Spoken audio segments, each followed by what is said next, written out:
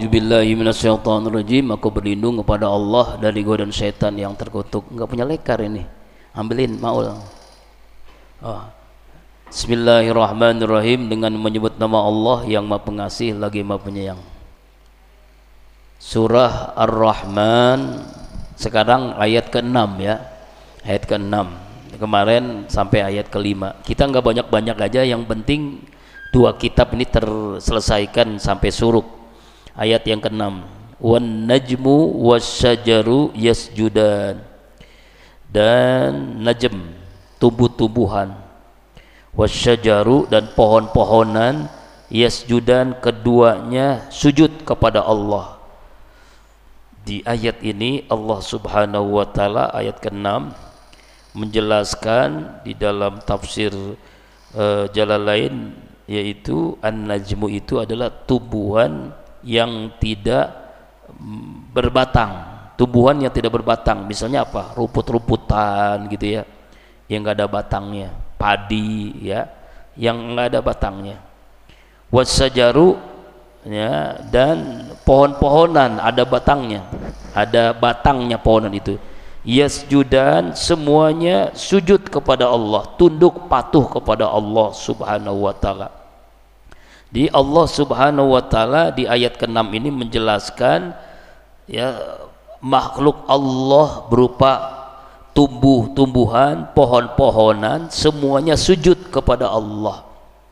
Ibnu Jarir mengatakan, dikutip oleh tafsir Ibnu Katsir, ulama berbeda pendapat tentang yang dikatakan an-najmu. Ada yang mengatakan bahwa an-najmu itu adalah pohon tumbuh-tumbuhan yang tegak di atasnya ya, yang tidak memiliki batang. Sedangkan syajaru adalah syajar, pohon-pohonan yang ada batangnya. Ada juga ulama seperti Ibnu Abbas mengatakan an-najmu itu adalah sesuatu yang tergelarkan di atas bumi, yaitu tumbuh-tumbuhan. Itu juga diungkapkan oleh Said Ibnu Zair, Sufyan As-Sauri juga begitu mengatakan. Mujahid mengatakan yang masuk an-najmu itu bintang-bintang yang ada di langit. Jadi ada juga yang mengatakan najmu itu adalah bintang-bintang. Nah, salah satu bintang adalah matahari. Semua bintang-bintang di langit itu sujud kepada Allah. Sebagaimana dalam surah Al-Hajj ayat 18, alam tara annallaha yasjudu lahu man fis samawati wa man fil ard was-samsu wal qamaru wan nujumu wal jibalu wasyajaru wad dawab wa qasiru minan nas. Apakah kamu tidak mengetahui bahasanya Allah, kepada Allah apa-apa semuanya bersujud, yang di langit, di bumi, matahari, bulan, bintang, gunung, pohon, binatang, melata, sebagian besar manusia semuanya sujud kepada Allah. Jadi ayat ini menjelaskan, jadi bukan manusia doang, semua makhluk Allah, tumbuh-tumbuhan yang sujud kepada Allah. Sujudnya memang beda. Kalau kita sujud yaitu jidat, kedua tangan, kemudian dengkul dan kaki dihadapkan seluruhnya ke kiblat. Sujud itu macam-macam, Pak. Sujud ada sujud dalam solat, bacaannya subhana rabbiyal a'la wa bihamdi. Yang kedua sujud syukur, sujud mensyukuri nikmat Allah. Jadi kalau dapat nikmat kita bersyukur. Bahkan almarhum Kiai Haji Muhammad Arifin Ilham itu sehari 9 kali sujud. Sehari sujud syukur. Sujud setelah sholat wajib 5 kali. Sujud setelah sholat tahajud 6 kali. Sujud setelah sholat duha 7 kali. Sujud setelah sedekah misalnya. Sujud setelah dakwah. Pokoknya beliau tuh sujud 9 kali. Dalilnya la in syakartum la azidannakum wa la in kafartum inna azabi lasadid. Jika kalian bersyukur pasti aku tambah, syukur lagi tambah lagi. Bentuk syukur adalah sujud syukur. Jadi mohon jamaah sujud syukur, yuk kita contoh minimal 5 kali dalam sehari kita sujud syukur. Tuh. Kemudian yang ketiga sujud sahwi. Sujud itu, sahwi itu adalah sujud karena lupa dalam sholat. Misalkan imam lupa membaca doa kunut, maka kita disunahkan sujud sahwi namanya dalam mazhab Imam Syafi'i. ya, atau lupa tahiyat awal dalam sholat zuhur atau asar. Ini berisik banget ini, masalahnya berisik ya, berisik ini. Ya matiin aja ya. Jadi sujud sahwi sujud karena lupa, ya misalnya karena lupa baca kunut atau lupa membaca tahiyat awal. Kemudian ada sujud namanya sujud tilawah. Sujud tilawah ini sujud karena membaca ayat-ayat sajadah. Misalnya fasjud waqtarib dalam surah Al-Alaq tuh kan, dalam Al-Quran itu biasanya ada tandanya sujud, maka kita sunnah sujud tuh. Tuh setan kabur semuanya orang yang sujud. Kenapa? Aku diperintahkan setan, aku diperintahkan Allah untuk sujud kepada Adam, nggak mau sujud. Ini manusia diperintahkan sujud, dia sujud, maka aku lari, takut dengan orang yang sujud. Makanya jangan tinggalkan sujud ya. Jadi ada 4 ya, sujud dalam sholat, subhana rabbiyal a'la wa bihamdi, sujud syukur Rabbi auji'ni an azkura ni'mataka allati an'amta alayya wa liwalidayya wa an a'mala shalihan tarda wadhini bi rahmatika fi ibadika shalihin. Kalau enggak hafal alhamdulillahirabbil alamin juga enggak apa-apa. Atau doa seperti salat enggak apa-apa, subhanarabbil a'la wa bihamdi. Yang ketiga sujud sahwi karena lupa doa kunut atau salat zuhur rakaat lu tahu-tahu udah berdiri enggak ada tahiyat awal, kita sujud sahwi subhanallazi la yanamu wa la yashu. Yang keempat sujud tilawah membaca ayat-ayat sajadah, wasjud waqtarib misalnya, sajadah wajhi lillazi fatara alladzi khalaqahu wa sawmahu samqahu wa basarahu bihauli wa quwwati tabarakallahu ahsanul khaliqin. Nah, jadi 4 sujud tuh ya. Jadi ini jadi semua makhluk Allah termasuk bintang-bintang, tumbuh-tumbuhan, hewan sujud. Cuma sujudnya kita tidak tahu seperti apa ya. Pokoknya dia tidak pernah maksiat. Tumbuh-tumbuhan. Kemudian ayat yang ke-7. Was-samaa'a rafa'aha wa wada'a mizan. Langit Allah tinggikan. Wa wada'al mizan, dan Allah meletakkan mizan. Jadi di ayat ini bagaimana Allah ciptakan langit tanpa tiang. Ada langit karena ada tiangnya. Kalau di atas terus nih kita keluar ada langit. Ada yang mengatakan biru warna langit. Padahal itu menurut ilmuwan, warna biru itu pancaran dari sinar matahari ke laut, makanya jadi biru. Padahal langit itu nggak ada warna. Wallahu alam seperti apa. Dan tidak ada tiang. Tidak ada tiang. Itulah Allah ciptakan langit. Dan Allah ciptakan juga mizan. Mizan itu adalah timbangan. Timbangan ini artinya nanti ketika kita semuanya di padang mahsyar ditimbang. Ada yang menjelaskan timbangan. Ada ya seperti tanda di mana tuh kalau di pengadilan tuh kan ada timbangan. Kalau orang jual beli itu ada timbangan. Berat kebaikan atau keburukan, pahala atau dosa. Nah, ada yang nanya, Ustadz, bagaimana orang yang timbangannya sama beratnya, kebaikan dengan keburukannya, pahala dengan dosanya seimbang, 50-50 nih. Karena sholatnya rajin, maksiatnya rajin, puasa rajin, ngerumpi juga rajin. Nah, ini seimbang nih. Makanya kita ingin apa? Ingin mendapatkan syafaat. Inilah pentingnya syafaat. Rasulullah Sallallahu Alaihi Wasallam yang mendapatkan izin dari Allah illa biizni, yaitu syafaat.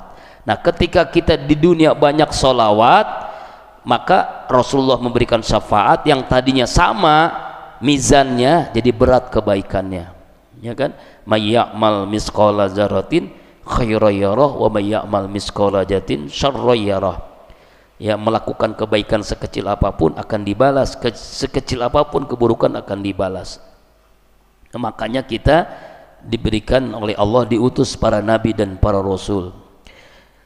Dalam tafsir Ibnu Katsir Allah menjelaskan ayat ini juga dijelaskan oleh ayat yang lain, yaitu surah Al-Hadid ayat 25. Laqad arsalna rusulana bil bayyinati wa anzalna ma'humul kitab wal mizan liyaquman nas bil qis. Sungguh kami telah mengutus para rasul dan membawa bukti nyata, dan telah kami turunkan bersama mereka akan Alkitab Al-Quran dan neraca dan mizan agar manusia dapat melaksanakan keadilan. Mencari keadilan di dunia ini sulit, tapi nanti keadilan di akhirat tidak akan adil. Allah yang menetapkan keadilan. Makanya di dunia ini ada namanya KUHP. Apa KUHP? Kitab-kitab hukum undang pidana ya. Bukan Pak, karena uang habis perkara. Allahu Akbar.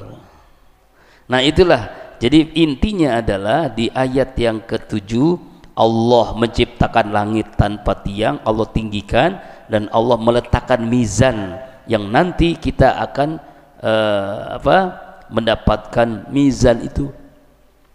Nah lebih lengkapnya di ayat yang ke-8, Allah tadgaul fil mizan, agar tidak kalian merusak, agar tidak kalian berbuat zalim fil mizan, dalam ketimbangan. Dengan adanya mizan kita tidak akan melakukan kezaliman. Ya, nanti akan ditimbang kebaikan dengan keburukan. Makanya ada mizan, yaitu Allah ciptakan langit, Allah ciptakan bumi agar kita berlaku adil dalam apapun, nggak boleh zalim. Ya, nggak boleh berlaku zalim. Allah tadgol, jangan kalian berlaku zalim, jangan kalian merusak. Zalim itu apa tuh? Zalim itu syirik, menyekutukan Allah. Zalim itu udah tahu ada balasan, dia masih maksiat, itu zalim. Zalim itu menetapkan hukum nggak adil, itu zalim. Ya, makanya kita harus mengetahui jangan sampai kita berlaku zalim. Ya, tadgau itu termasuk zalim atau merusak, padahal kita nanti akan ditimbang. Ayat 9 ya, Allah berfirman wal ardo wa aqimul wazna bil qisti wa la tukhsirul mizan. Wa aqimul wazna, dan tegakkanlah wazan, timbangan, bil qisti, dengan adil. Wala tusul mizan, jangan kalian mengurangi timbangan. Jadi di ayat yang ke-9 Allah Subhanahu wa taala menjelaskan bahwa kita harus menegakkan timbangan dengan adil. Ya, bil adli wala tusul mizan tanqusul mauzun. Jangan mengurangi, jangan kita mengurangi. Makanya dalam Al-Qur'an, dalam surah wail al-mutaffifin, wailul lil mutaffifin allazina yaqtalu 'alan nasi yastaufun. Allah mengatakan, mengecam orang yang mengurangi timbangan dan takaran dalam jual beli. Seperti pedagang. Nih, ada kan pedagang sekarang yang jahatnya luar biasa. Dulunya itu pertalit, dia ngomong ini pertamax. Akhirnya negara, rakyat dirugikan sampai berapa triliun itu korupsi yang jahat banget tuh ya. Nih dia yang nyetok di Pertamina, dia jual ini pertamax. Orang kan pembeli kan beli aja, padahal bukan pertamax, pertalit. Ada kan udah ditangkap tuh ya. Nah itu masya Allah berapa triliun. Nah itu orang yang tidak menegakkan keadilan ya. Astagfirullahaladzim. Iyalah, bayangin sama dengan ada seorang pejabat ya yang dari Saudi Arabia, ini jamaah haji reguler 35 juta misalnya, ada tambahan kota, dijual menjadi haji plus, dari 35 juta menjadi 200 juta. Wah itu berapa, satu orang itu kerugikan berapa tuh, 35 jadi 200 juta. Masya Allah. Nah inilah orang yang zalim, koruptor, garong. Kalau orang mencuri di kampung paling mencuri handphone, mencuri motor. Kalau garongnya pertamax, dari pertalit jadi pertamax, dari reguler jadi jadi plus, itu berapa triliun ya, negara, rakyat dirugikan. Jadi Indonesia ini penuh dengan maling-maling, garong, soal perampok yang luar biasa. Padahal dia Islam Pak, Islam. Dia puasa, dia sholat, tapi kok bisa begitu? Nah itulah, karena puasanya sekedarnya, sholatnya asal jadi. Ya betul itu. Ya, na'udzubillahi min dzalik. Makanya kita sadari dengan kita pelajari Al-Quran ini, semoga kita menjadi orang yang adil, menegakkan keadilan, dan jangan mengurangi timbangan sedikit pun. Jangan kamu mengurangi timbangan, lakukan timbangan dengan benar. Dalam surah Al-Isra, wazirul qistasil mustaqim, timbanglah dengan yang benar. Ya, inilah pentingnya kita memahami ayat. Jangan jadi harus jadi penegak hukum. Ya, kenapa kita punya anak, ada yang kuliah, ada yang SMA, ada yang SD, ada yang sanawiyah aliyah, itu dikasih jajannya kenapa berbeda? Ayah, ibu, kenapa kakak saya kok dapatnya 50.000 sehari misalnya, kok saya cuma 10.000? Itu justru adil. Adil itu nggak harus sama, tapi adil itu menegakkan sesuatu pada tempatnya, itu adil. Ya, harus menempatkan sesuatu. Ada orang nih, misalnya apa namanya, itu adil namanya. Jadi nggak bisa disamaratakan. Adil itu justru berbeda, karena anak SD jajannya paling cukup 10.000. Anak kuliah kenapa 50.000? Karena dia harus bikin kuliah, bikin makalah, dia perlu untuk pulsa, dia perlu untuk ongkos dan sebagainya, makannya. Makanya berbeda. Itu di dunia, apalagi nanti di akhirat kita akan ditimbang, makanya jangan kalian mengurangi timbangan. Ini ayat yang ke-9. Kemudian ayat yang ke-10, wal arda waduha lil anam, dan bumi Allah meletakkannya untuk semua makhluknya. Nah, inilah Allah meratakan bumi, Allah menciptakan bumi untuk semua makhluknya, baik manusia atau jin. Kenapa bumi ini ada gunung? Supaya bumi itu ada pakunya, bumi tidak kemana, bergeraknya dengan stabil dengan adanya gunung-gunung. Seandainya bumi tidak punya paku, bumi tidak ada gunung, maka bumi ini akan gempa, bergoyang terus, karena bumi itu bulat. Bumi itu bulat. Bulatnya itu harus ada pakunya, yaitu gunung-gunung. Di semua negara ada gunung itu, agar apa? Bumi itu tegak berdiri, ya, dengan bumi, dan Allah meletakkannya untuk semua makhluknya. Makhluk manusia, jin, namanya binatang, tumbuh-tumbuhan, itulah. Jadi lil anam menurut Ibnu Abbas namanya makhluk, jadi umum, bukan hanya manusia. Jadi bumi ini Allah ciptakan untuk seluruh apa, manusia dan jin. Lil khalqil insi wal jinni wa ghairihim, itu dalam tafsir Jalalain. Semua makhluk, baik jenisnya manusia atau jin. Ini ayat yang 10. Ayat yang ke-11, fiha fakihatu wan nakhlu jatul akmam. Di dalam bumi itu fakihah, ada buah-buahan, wan nakhlu, ada pohon kurma, jatul akmam, yang punya kelopak mayang. Kenapa di ayat ke-12 ini, 11 ini Allah jelaskan kurma, bukan duren, bukan kecapi? Karena ayat ini turunnya di kota Mekah.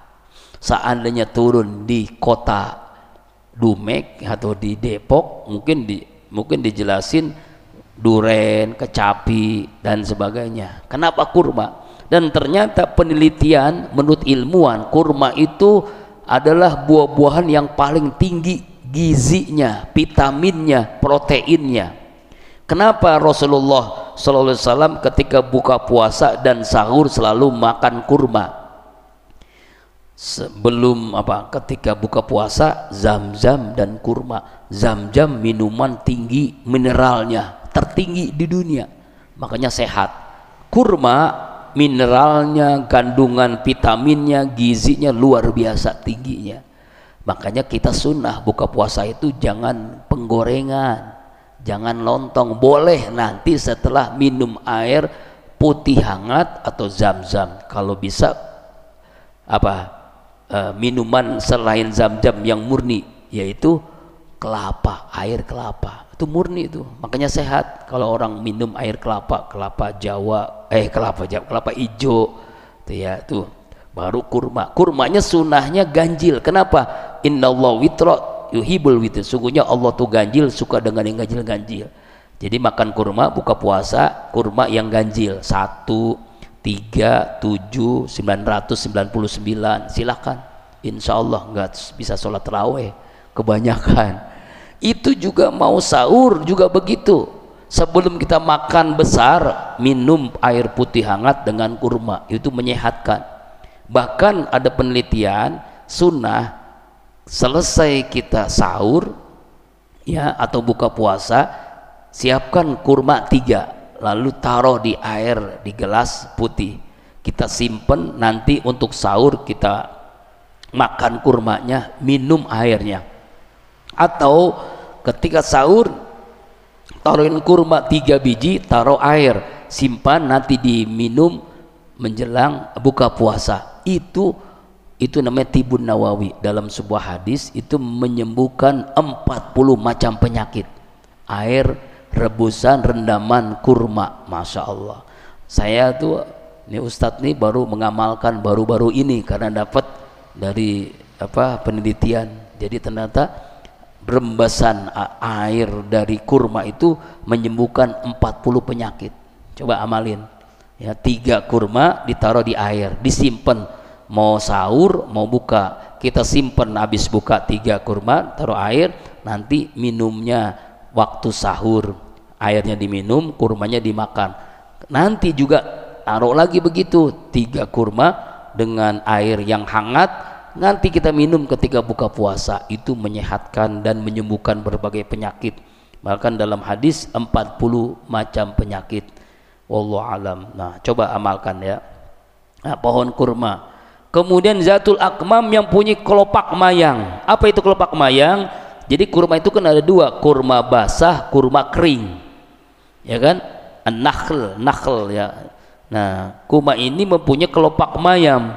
Dijelaskan oleh Ibnu Abbas, kelopak mayang ini adalah yang disebut akmam, kelopak mayang yang terbelah menurut ketan dan buah kurma yang namanya busur, kemudian rutab yang menjadi masak, matang dan sempurna kematangannya. Itu namanya, makanya ada namanya kurma ajwa, kurma Madinah. Itu harganya mahal, tapi nikmatnya luar biasa.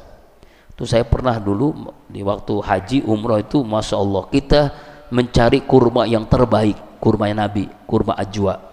Kalau diminum, dimakan 7 butir setiap hari, itu juga menyembuhkan berbagai penyakit. Ya, diantaranya sihir, pelet, santet, itu tidak akan kena orang yang makan kurma Nabi 7 butir. Masya Allah.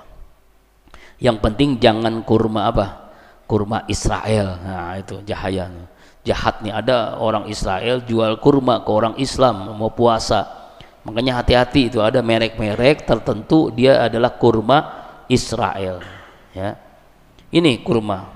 Kemudian di ayat selanjutnya, ayat 12, wal habbu jul asfi war raihan, dan biji-bijian yang mempunyai daun dan bunga-bunga. Biji-bijian. Nah, apa ini maksudnya biji-bijian? Jadi tubuh-tubuhan yang memiliki bunga biji gitu. Kalau kita sih namanya kecapi, namanya rambutan, namanya duku, itu kan ada bijinya kan ya. Ada namanya salak, jambu, kan ada biji-bijian. Wal hasbu jur air peraihan, dan bunga-bunga yang harum, bunga mawar, bunga melati, macam-macam itu, masya Allah. Bahkan waktu kita haji itu, kita namanya tur melihat cara pembuatan minyak wangi. Nah, itu ada dari bunga mawar ya. Ada itu pabrik minyak wangi asli, wanginya dari buah-buahan, dari biji-bijian dan dari bunga-bunga. Namanya itu, masya Allah. Nanti di akhirat ini kita bisa nikmati, Pak. Dari Ibnu Abbas, yang raihan itu adalah mengatakan tanaman hijau menurut Ali ibnu Abu Tolhah. Yang juga dimaksud adalah gandum jemawut yang memiliki butir dan daun-daun. Masya Allah. Ini kok sampai ayat ini menjelaskan tentang tentang ciptaannya baik di dunia apapun di akhirat. Makanya di ayat ke-13, fabi ayyi ala'i rabbikuma tukadziban, nikmat manakah yang kalian dustakan selama ini hai manusia dan jin? Apa nikmat mana yang kamu dustakan? Allah begitu banyak berikan nikmat, matahari, bulan, tumbuh-tumbuhan, hewan, kemudian timbangan, kemudian bunga-bunga, biji-bijian, begitu banyak nikmat. Lalu nikmat manakah yang kalian dustakan selama ini? Masya Allah.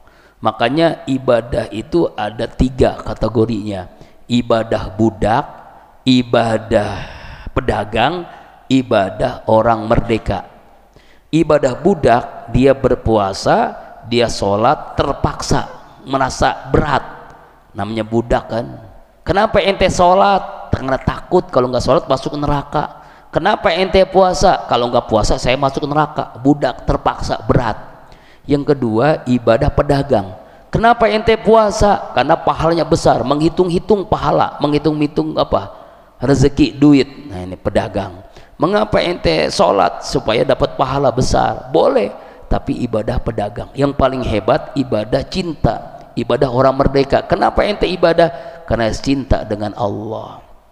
Karena cinta dengan Allah. Kenapa sholat? Karena cinta dengan Allah. Kenapa ente puasa? Karena cinta dengan Allah. Ibadah orang merdeka. Nah kita ini tingkatan yang mana tuh? Ibadah budak, ibadah pedagang, atau ibadah orang merdeka?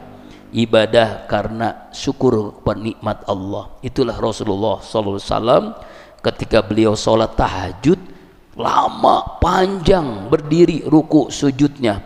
Saya sholat, Aisyah radhiyallahu anha bertanya, bang, kira-kira begitulah, abang ini kan udah dijamin masuk surga, udah dijamin dosanya diampuni, kenapa gitu-gitu amat sih ibadahnya? Apa jawaban Rasulullah? Afala abdan syakura, aku ini begini tuh ingin menjadi hamba Allah yang bersyukur, karena begitulah saya ingin menjadi syukur. Makanya mudah-mudahan kita bisa menilai nih, nilai diri sendiri, termasuk ibadah budak, ibadah pedagang, apa ibadah orang yang bersyukur, ibadah orang merdeka. Wallahu a'lam bishawab. Sampai ayat 13 ya, insyaallah nanti dilanjutkan. Sekarang